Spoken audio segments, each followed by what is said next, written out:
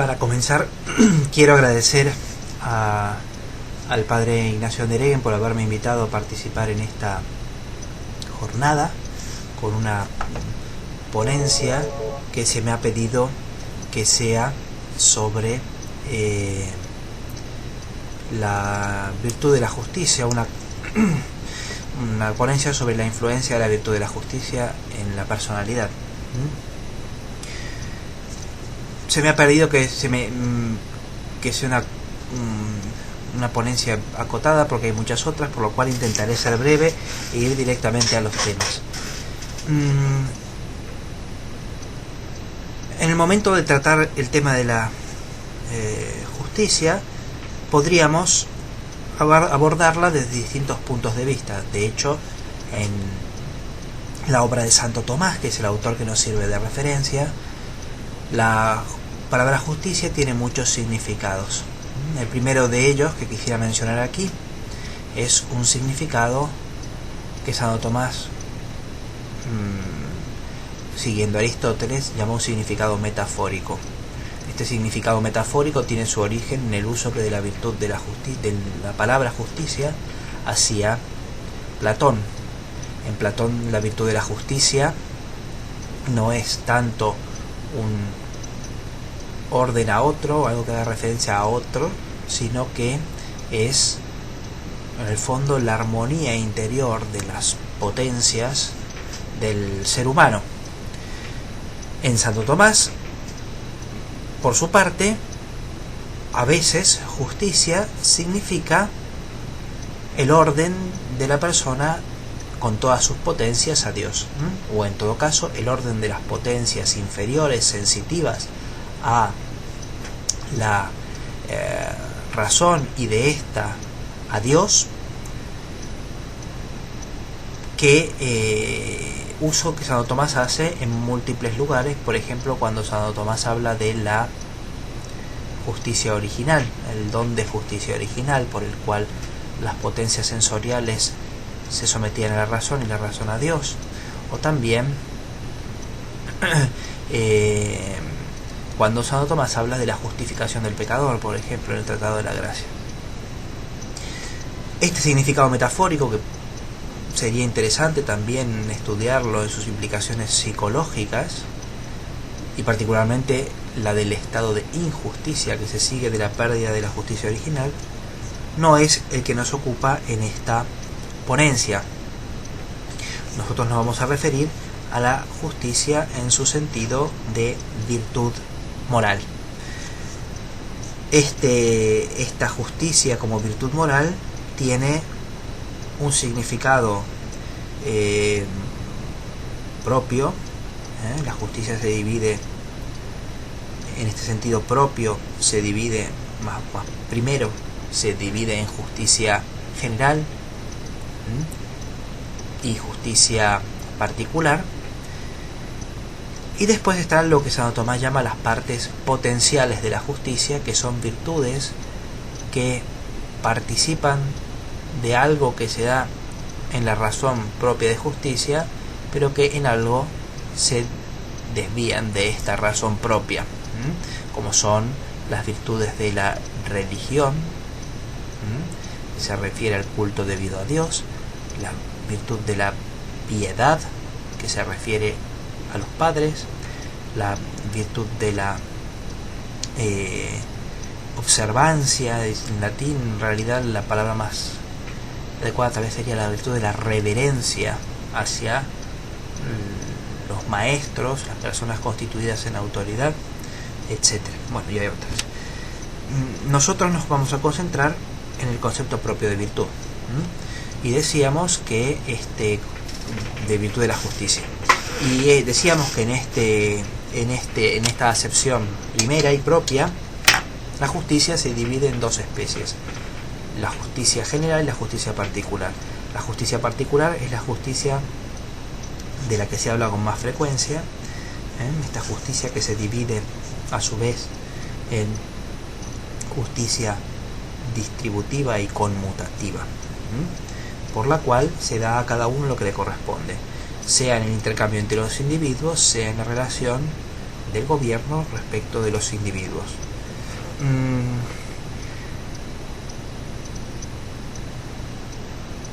Esta virtud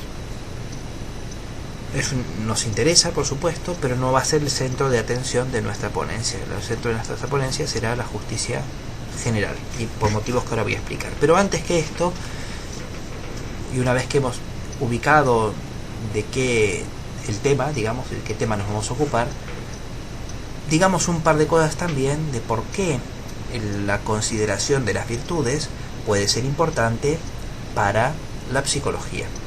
Y en este sentido yo diría, me atrevería a decir lo siguiente: toda la psicología, en particular toda la psicología que se ocupa de la conducta de los seres humanos, no la psicología que se ocupa a través de la sensación, la percepción, aunque incluso tal vez esta también, podría sintetizarse desde el estudio de las disposiciones y hábitos, cuya culminación son las virtudes. Tenemos por un lado las virtudes intelectuales.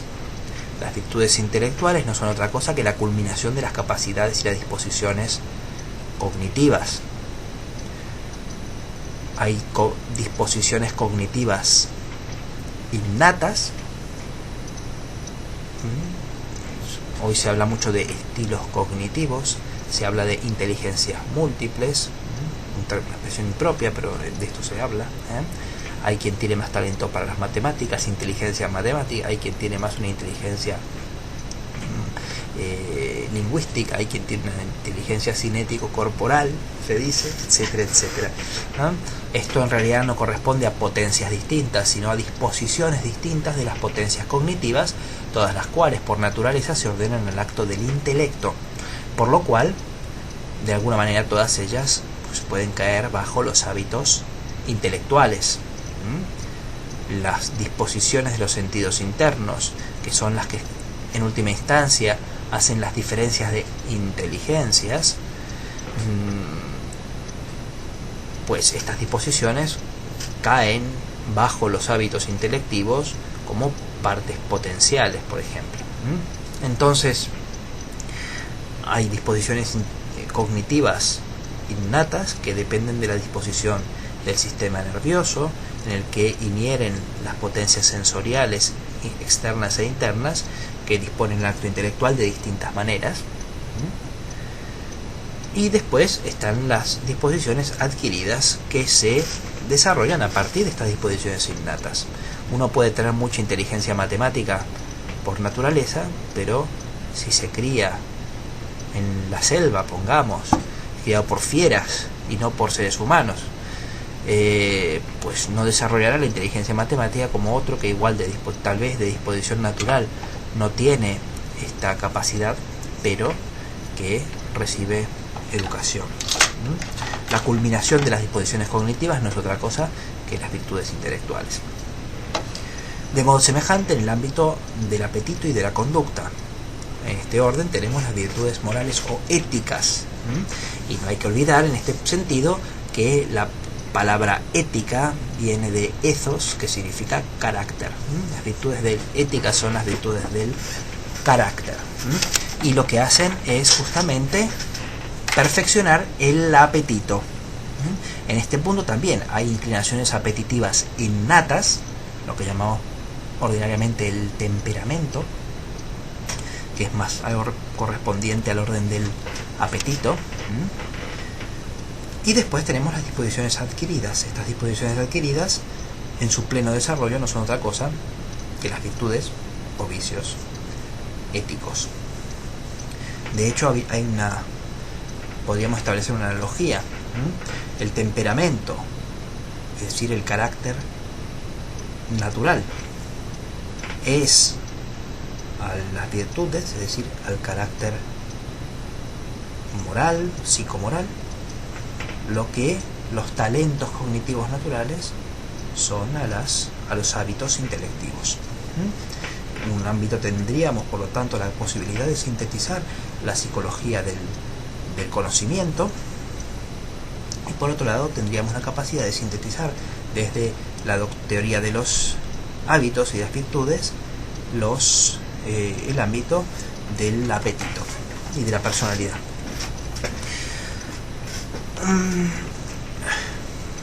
las virtudes son el pleno desarrollo de las disposiciones naturales, de acuerdo a la naturaleza humana. En el caso de las virtudes naturales nos queda aquí las virtudes teologales, de las que diremos tal vez algo a continuación después. La virtud de la justicia se coloca entre las virtudes morales, y entre estas juega un papel peculiar. Este papel tiene que ver con el carácter social, naturalmente social, del ser humano. El hombre es un animal o viviente político, decía Aristóteles. Esto quiere decir, por un lado, que para desarrollarse necesita de otros hombres, y por otro lado, que en su plenitud se encuentra el convivir con los otros e intercambiar con ellos palabras verdaderas. No hay pleno desarrollo del ser humano, es decir, no hay virtud, si no hay desarrollo de la virtud de la justicia. Este desarrollo se da, por un lado, por la justicia particular, pero se da sobre todo a través de la que se llama, en Santo Tomás por lo menos, y en Aristóteles, justicia general o justicia legal. Esta justicia se llama legal porque tiene una íntima relación con la ley. La ley, según definición de Santo Tomás, es una ordenación de la razón al bien común, promulgada por la autoridad, por aquel que tiene a su cargo el cuidado de la comunidad. En este sentido, aquí tenemos dos términos: un término que procede del aspecto, podríamos decir, objetivo, la ley y la norma, y por otro lado tenemos al sujeto con su justicia, que lo perfecciona en su personalidad.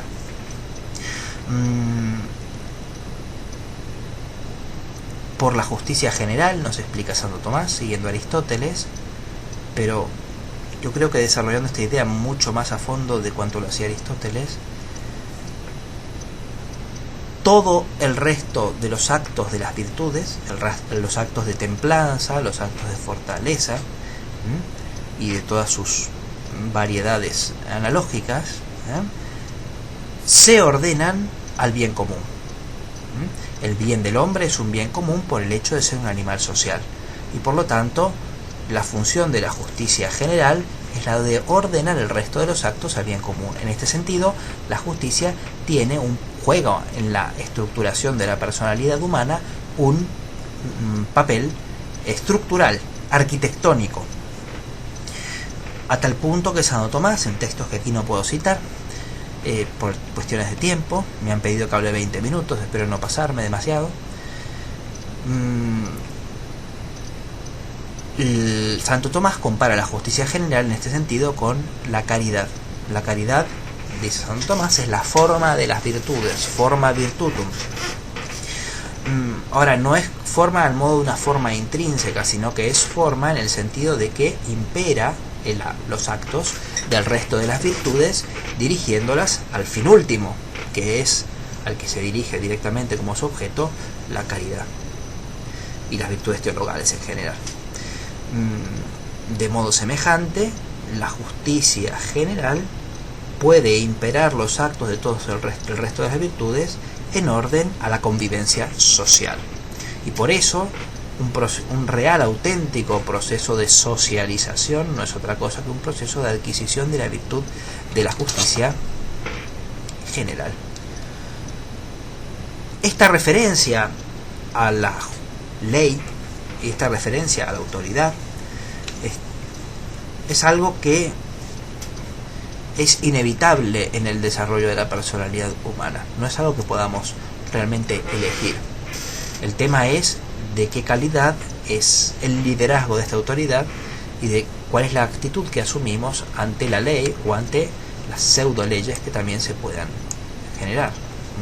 Lo que es importante entender es que para Santo Tomás la ordenación al bien común forma parte del desarrollo pleno del ser humano, que este desarrollo pleno pasa por lo tanto con su ajustarse a la ley, y estamos hablando aquí de la ley humana, pero siempre y cuando esta ley sea verdadera ley, y no lo es si no es emanada por una autoridad legítima en orden al bien común. Las pantomimas de ley, como veremos inmediatamente, por el contrario, pueden producir desórdenes serios, no solo en las sociedades, sino en los individuos, en las personalidades humanas.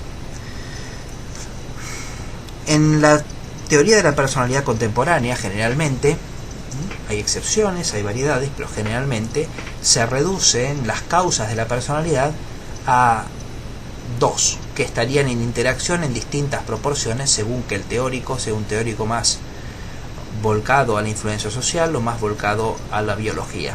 Y estas dos influencias son la naturaleza biológica y las influencias socioculturales. En menor o mayor medida, casi todos los autores que trabajan en el ámbito de psicología de la personalidad admiten estas dos influencias en proporciones variadas. Hay quien insiste que los estudios de gemelos darían a entender que el 75% de nuestra personalidad dependería de factores biológicos. Hay autores que, en cambio, por razones más de estudios sociales, inciden en lo contrario. Incluso en el conductismo se llega a afirmar que prácticamente, radical por lo menos, en el conductismo radical, que prácticamente todo es aprendizaje, muy poco es naturaleza. Ahora, en estos estudios se olvida un tercer factor, y esto hablando en el plano natural. El cuarto factor sería la gracia de Dios, por supuesto que también influye en la personalidad de modo decisivo, pero un tercer factor que es el del libre arbitrio. El ser humano, por el carácter reflexivo de su espíritu, puede volver sobre sus juicios, juzgar acerca de ellos y, por lo tanto, después tener libertad de arbitrio y libertad de elección. En la medida en que por esta vía el hombre puede influir sobre sus propias acciones, puede influir también sobre sus disposiciones y, por lo tanto, ser agente del desarrollo de su personalidad. Este es un aspecto que, si bien algunos autores más recientes están empezando en psicología, están empezando a reconocer, mayoritariamente es olvidado en los estudios de psicología, a tal punto que, tal como decía, todo parece ser biología y sociedad. Pero además con una visión de la causalidad completamente simplista, simplificada. Parece que todo fuera causa eficiente, y esto no es así. Las influencias sociales no influyen en nosotros al modo de la causa eficiente. En primer lugar, porque no influyen sino en tanto que las conocemos, y por lo tanto lo que influye en nosotros es nuestro conocimiento de estas cosas. Hay una mediación cognitiva de estas influencias, y esta mediación cognitiva es compleja. Hay imágenes, hay juicios de valor, y después está el aspecto de toma de posición frente a estas cogniciones. Por lo cual la influencia del ambiente no es ni mucho menos de tipo mecánico, como imaginaban los conductistas más radicales iniciales del estilo de Watson, sino que se trata de una influencia más bien de tipo ejemplar, de causa ejemplar, ante la cual el sujeto puede reaccionar, sobre todo cuando alcanza su madurez, a través de elecciones que configuran después virtudes y vicios. Muy bien, entonces en la psicología contemporánea se ha tratado este ámbito al que me estoy refiriendo, que es el de la justicia, pero en la psicología, pero sin hacer referencia a la virtud de la justicia general. Por ejemplo, el concepto de Erich Fromm de carácter social, o el concepto de Gardiner de personalidad básica, en última instancia a lo que se remiten es a la misma realidad que estamos mencionando nosotros, aunque sea desde un punto de vista completamente distinto. Dice Fromm: el núcleo esencial de la estructura del carácter de la mayoría de los miembros de un grupo es la personalidad social, el carácter social. núcleo que se ha desarrollado como resultado de las experiencias básicas y los modos de vida comunes del grupo mismo. Y Gardiner dice que la personalidad básica es una configuración psicológica particular propia de los miembros de una determinada sociedad, que se manifiesta por un determinado estilo de vida sobre el cual los individuos tejen sus variantes singulares. Ambos autores, Gardiner y Fromm, a su vez, ambos psicoanalistas, ambos de una tendencia más bien marxista o neomarxista, lo refieren a su vez a un concepto fundamental que es el de cultura. La cultura se referiría al conjunto de normas, valores que sirven de modelo deseable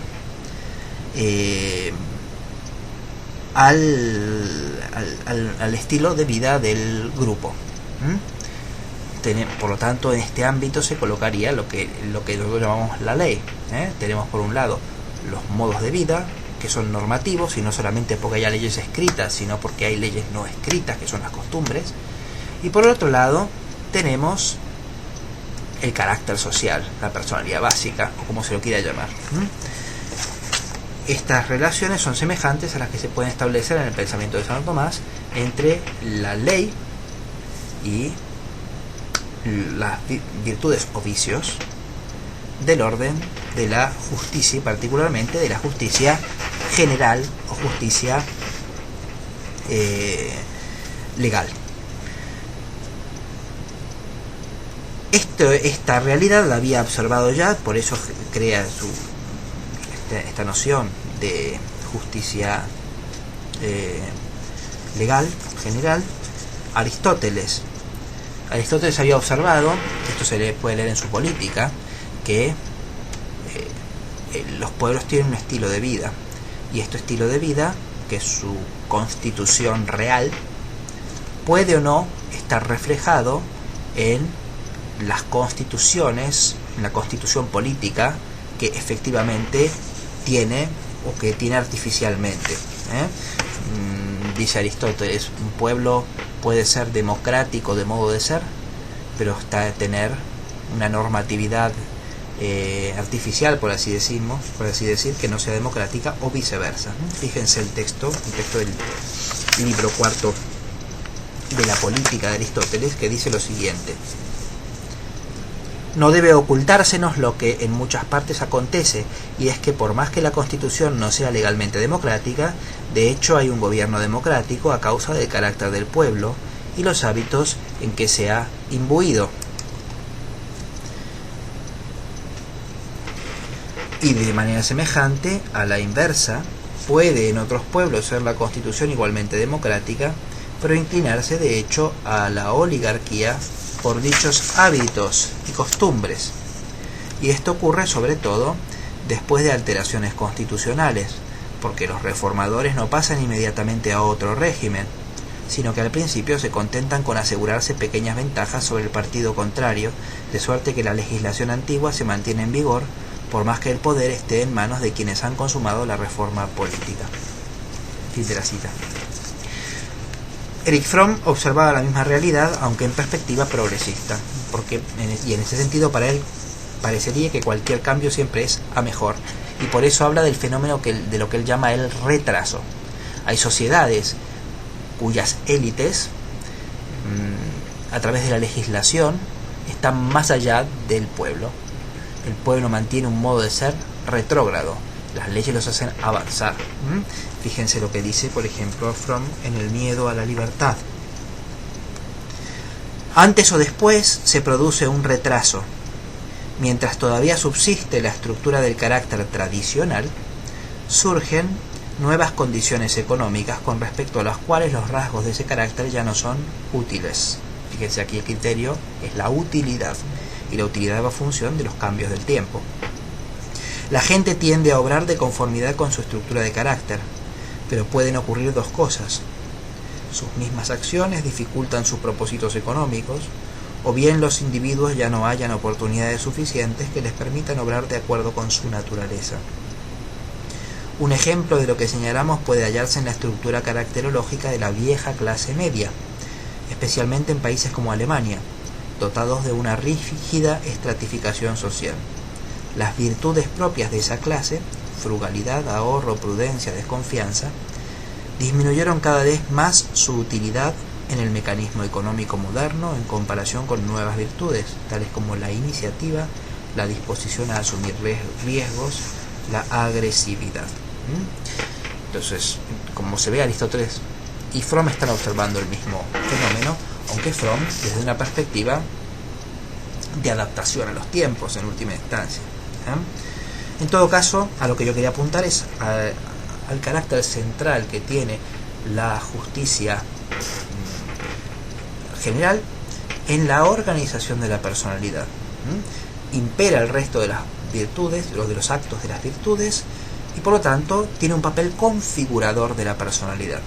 Y esto nos tiene que llevar a pensar, desde el punto de vista práctico, lo siguiente: el ser humano no se puede desentender de la legislación, de las costumbres y de lo que pasa en su sociedad. No tenemos remedio, no podemos nosotros individualmente o en nuestras familias subsistir moralmente sin, y por lo tanto crecer como personas, sin preocuparnos por el bien común. La tendencia natural es a amoldarse a las leyes, aunque lo sean solo de nombre, aunque sean leyes falsas o leyes injustas. Y es por este motivo que Santo Tomás, siguiendo a Aristóteles en esto, claramente decía que bajo los regímenes tiránicos se encuentran pocas personas virtuosas. Es muy difícil ser virtuoso cuando toda la normativa y toda la presión social están colocadas en que se sea de otra manera. Ahora, esto lleva a la disolución de la sociedad. Lo explica muy claramente Santo Tomás, y por tanto de las personalidades. Lo explica muy claramente Santo Tomás en el De Regno, cuando explica cómo el tirano, que no busca el bien común, sino que busca su bien privado, se esfuerza por disolver moralmente la sociedad. Fíjense, leo el texto, que es largo, pero que merece la pena. Puesto que el tirano, rechazado el bien común, busca su bien privado, se sigue que oprima a sus súbditos de muchas maneras, según que está sujeto a diversas pasiones por conseguir algún bien. Quien tiene la pasión de la codicia, roba el bien de sus súbditos. Por ello dice Salomón: el rey justo endereza la tierra, el hombre avaro la destruye. Si está sujeto a la pasión de la iracundia, derrama sangre por nada, por lo que dice Ezequiel: sus príncipes están en medio de ellos como lobos que capturan su presa para derramar sangre. De este modo no habrá ninguna seguridad, sino que cuando nos separamos del derecho todo es incierto. Ni se puede asegurar nada que dependa de la voluntad de otro, no digamos ya de su capricho. Y no solo en lo corporal oprime a sus súbditos, sino también impide sus bienes espirituales, porque quienes quieren prevalecer más que servir, impiden todo progreso de sus súbditos, sospechando que cualquier excelencia de sus súbditos va en detrimento de su inicua dominación. Pues para el tirano son más sospechosos los buenos que los malos, y siempre les parece peligrosa la actitud ajena. Los tiranos procuran que sus súbditos que llegaron a ser virtuosos tampoco, que son pocos, dice Santo Tomás después, tampoco desarrollan un espíritu de magnanimidad. Es decir, que si hay virtuosos, que sean individualistas, y que no dañen su inicua dominación, y que entre sus súbditos no se consolide una relación de amistad, ni que gocen mutuamente de la ventaja de la paz, de tal modo que, mientras uno no confíe en el otro, no pueden tramar nada en contra de su dominio. Y por esto ahora diría Santo Tomás, propio del tirano es generar discordias en la sociedad y no buscar la paz.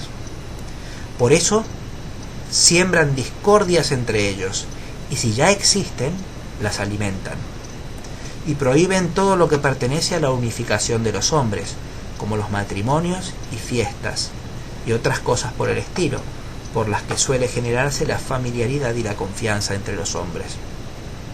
También intentan que no lleguen a ser poderosos ni ricos, porque sospechando de sus súbditos, de acuerdo a la malicia de su propia conciencia, ya que ellos mismos usan su poder y riquezas para dañar, temen que el poder y la riqueza de sus súbditos resulten nocivos para ellos.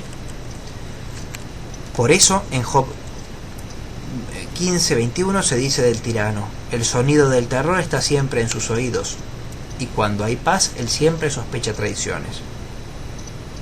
Por eso sucede que mientras los gobernantes, que deberían inducir a sus súbditos a la virtud, envidian inicuamente la virtud de sus súbditos y la impiden deliberadamente, se encuentran pocos virtuosos en los lugares gobernados por tiranos. Pues es natural que los hombres criados bajo el yugo del terror degeneren hacia un ánimo servil y se hagan pusilánimes para cualquier obra viril y enérgica, lo que es evidente por experiencia en las provincias que fueron gobernadas durante mucho tiempo por un tirano.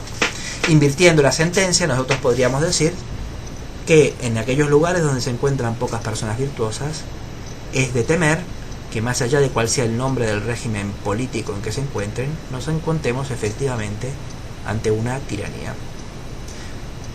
Cuando el gobernante fomenta el bien común, la virtud se difunde.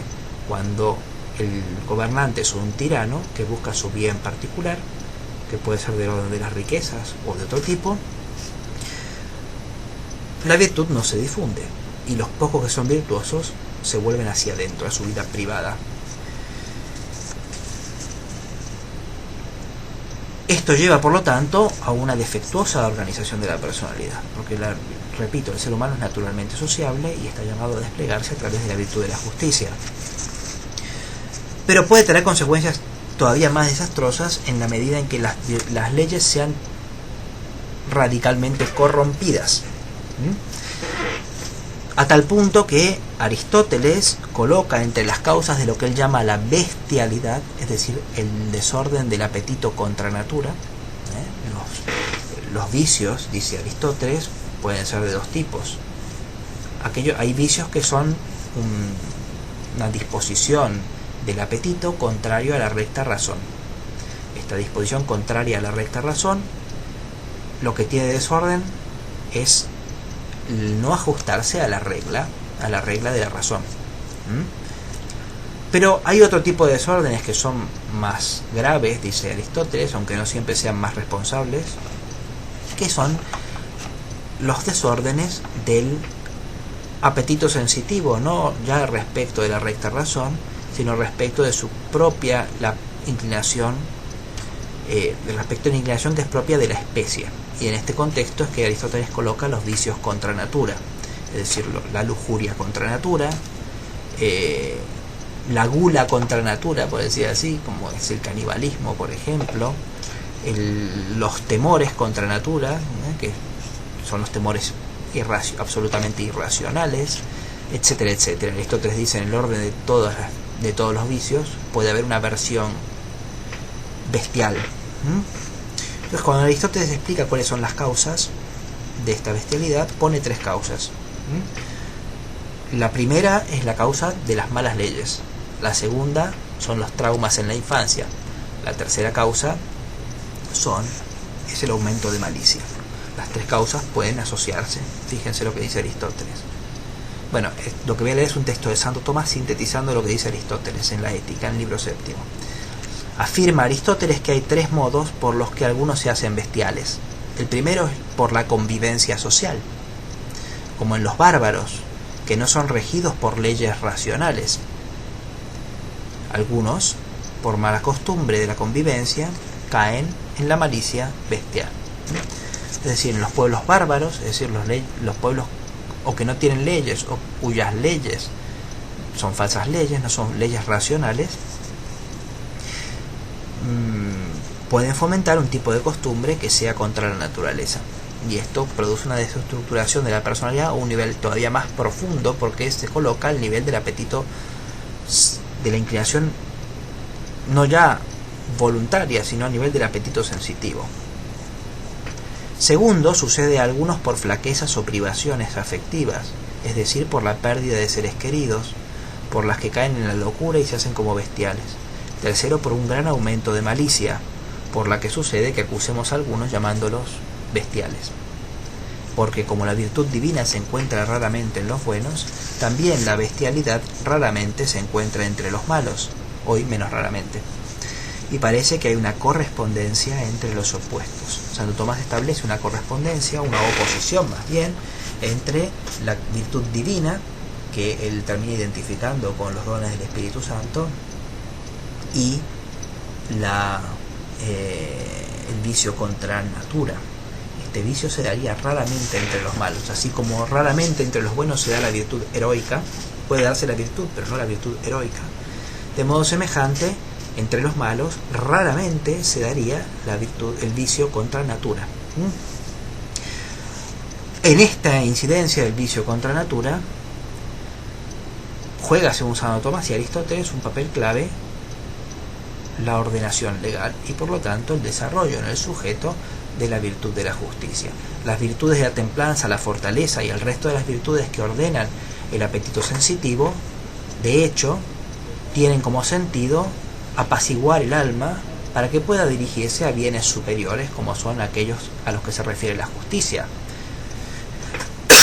el bien común político o sobre todo las teologales. En el orden de las virtudes, para Santo Tomás, las virtudes teológicas o teologales ocupan el primer lugar porque su objeto es directamente el fin último, que es Dios. Y la virtud que regula al alma respecto del fin último es medida de aquellas que se refieren a los medios. Y por esto las virtudes teológicas son el centro de la personalidad humana y particularmente la caridad. Ahora, en el orden de las virtudes políticas, o éticas mejor, Santo Tomás coloca primero que nada la prudencia, pero la prudencia es una virtud mitad moral, mitad intelectual. En cambio, en aquellas virtudes que son puramente morales, la primera de todas es la justicia. Y entre las especies de justicia, muy particularmente la justicia general, que organiza toda la personalidad para que conviva socialmente según la recta razón.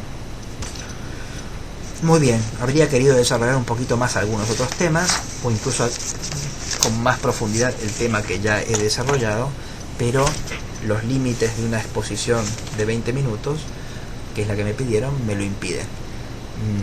Me gustaría poder intercambiar preguntas con ustedes, respuestas, no puedo hacerlo porque no estoy presente allí, pero el padre Ignacio Dereguens, Elmira Seligman y otras personas que están allí tienen mi mail, y cualquier cosa que quieran comentar o consultar, pues estoy a disposición de todos ustedes. Muchísimas gracias y quiero reiterar mi gusto por haber podido participar, aunque sea de este modo virtual, en esta jornada tan importante. Muchas gracias.